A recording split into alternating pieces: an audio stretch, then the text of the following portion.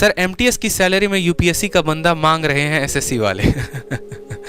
अब एक बात बताओ, चाइनीज जी जो आप कह रहे हो, जिस दिन आपकी एमटीएस की नौकरी लग जाएगी ना, उस दिन जो आप दहेज भी मांगोगे आप भी उसी अकॉर्डिंग ही मांगोगे।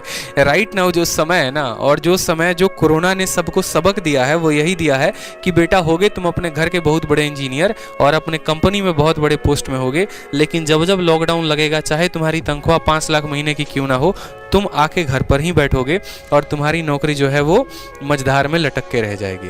तो ये जो लॉकडाउन था ना, इसने इतने लोगों को कंपटीशन में पुशअप कर दिया है, आप बिलीव नहीं करेंगे।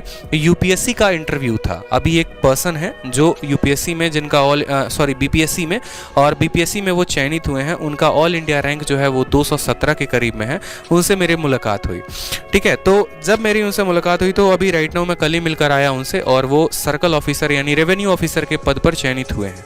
तो उन्होंने बस एक ही बात कहा कि अब बिहार में बदलाव होने वाला है। चूंकि मैं बिहार का हूं और वो झारखंड के थे, उन्होंने बीपीएससी की परीक्षा दी थी, तो उन्होंने कहा कि अब बिहार में बदलाव होने वाला है। तो हमने पूछा ऐसा क्यों है, तो उन्होंने कहा कि लॉकडाउन में जब लोग महीने के लाखों रुपए कमा रहे थे और अचानक से उनकी नौकरी बंद हो गई थी, तो उन्हें एक बात समझ में आ गया था कि ये लाखों के रुपए उम्र भर काम नहीं आने वाले। सरकारी नौकरी ऐसी थी जिसकी पेमेंट टाइम टू टाइम मिल रही थी और काम भी नहीं करना था।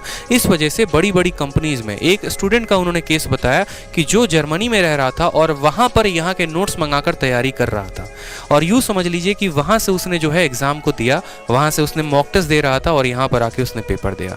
तो जब वो इंटरव्यू हॉल में गए थे, जिस दिन उनका इंटरव्यू था, बीपीएससी का इंटरव्यू था और डॉक्यूमेंट वेरिफिकेशन था जिस दिन, तो उन्होंने बताया कि एक से एक ज़बरदस्त और दमदार स्टूडेंट जो है देखने को मिले। अब बात विचार से लगा कि हाँ, अगर ये ऑफिसर के पद पर तैनात होते हैं तो बिहार को काफ़ी ऊपर तक लेकर जाएंगे, ठीक है।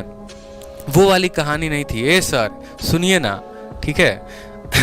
तो ये अब कहानी नहीं है, अब जो है बदलाव होगा और काफ़ी तरीके से, क्योंकि लोग भी उसी तरीके से सेलेक्ट होके आ रहे हैं। तो इसीलिए जान लीजिए कि कंपटीशन जो है वो टफ पेपर की वजह से नहीं, कंपटीटर्स की वजह से हो रहा है, ठीक है।